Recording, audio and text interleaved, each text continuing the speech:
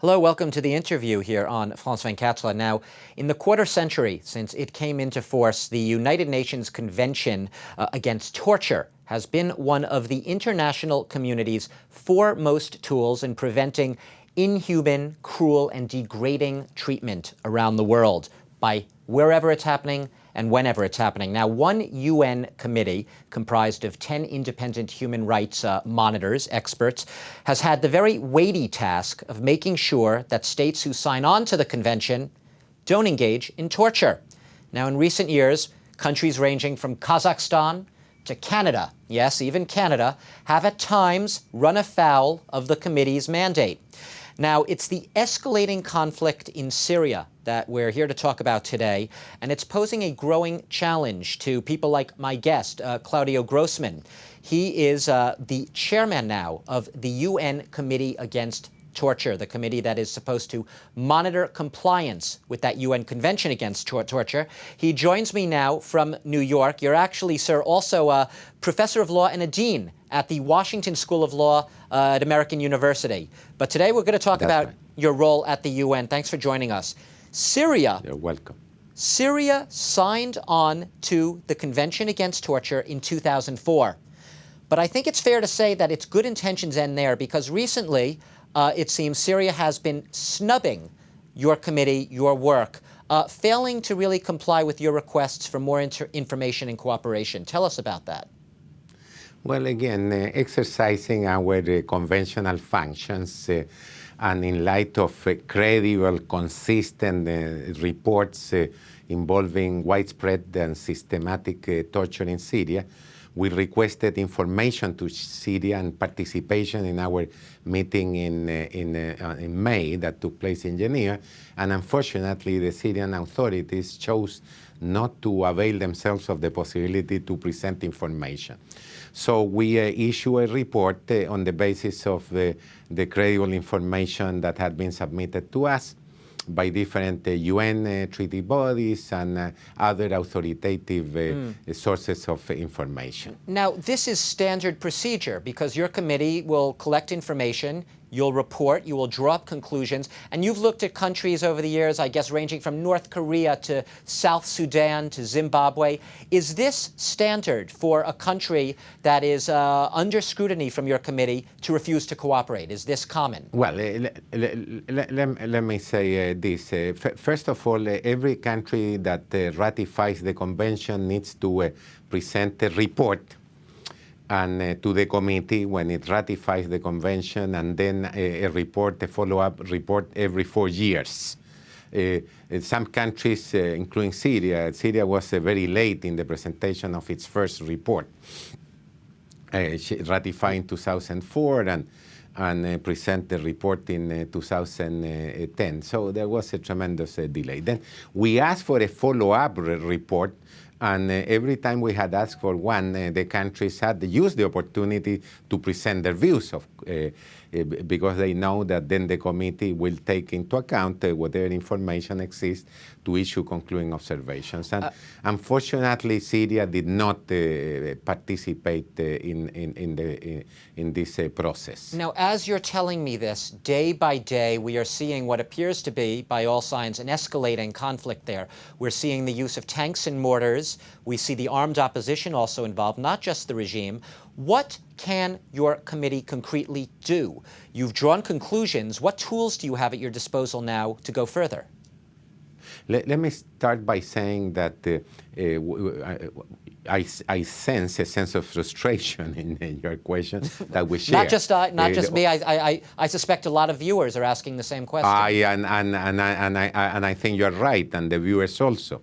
The instruments that we have in the committee is storytelling, is with authority to present to the international community what's going on. And it's always there are disputes on people are not there, and then it's the power of a legal narrative based on treaties and conventions.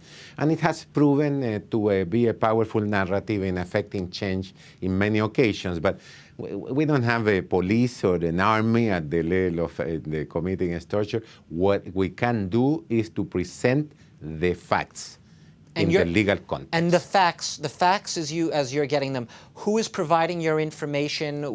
Who exactly on the ground is gathering the information that then you use to draw your conclusions in the reports?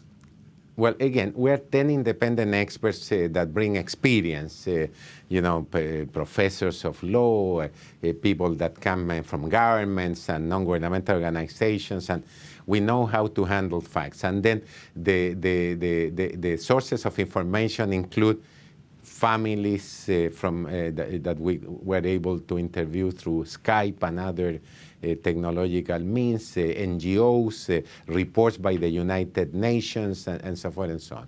I mean, today there is an unbelievable amount of information. In fact, the key thing, however, is to be able to find what's credible and assist in that process, of course, when you have sustained, consistent, permanent, and so forth information that we check.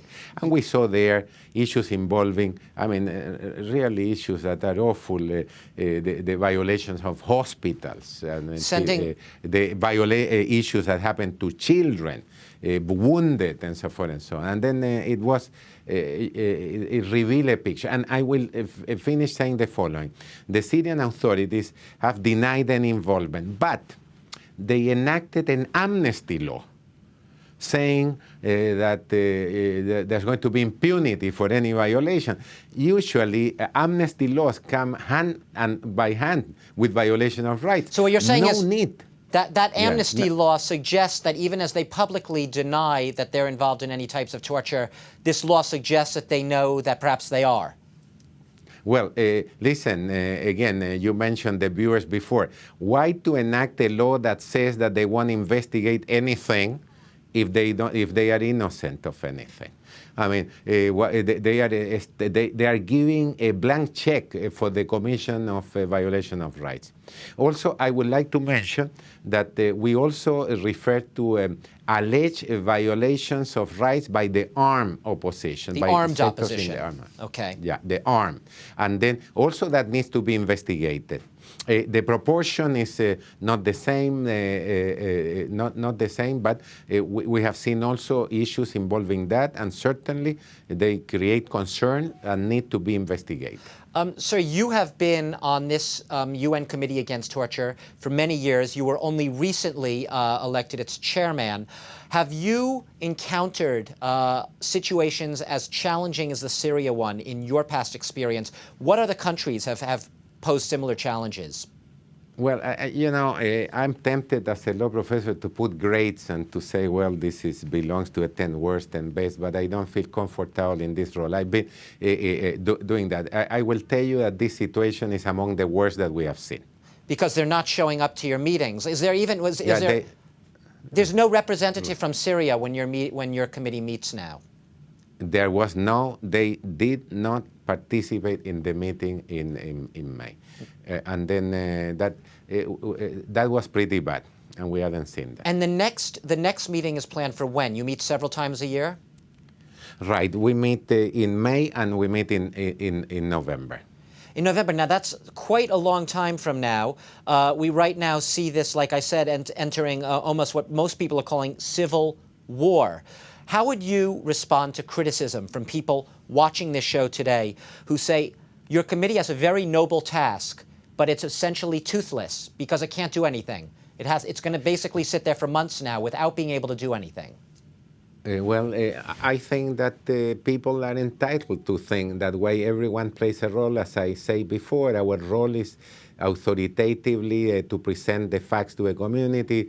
We think, there are organs of the international community that are equipped legally with the task of acting.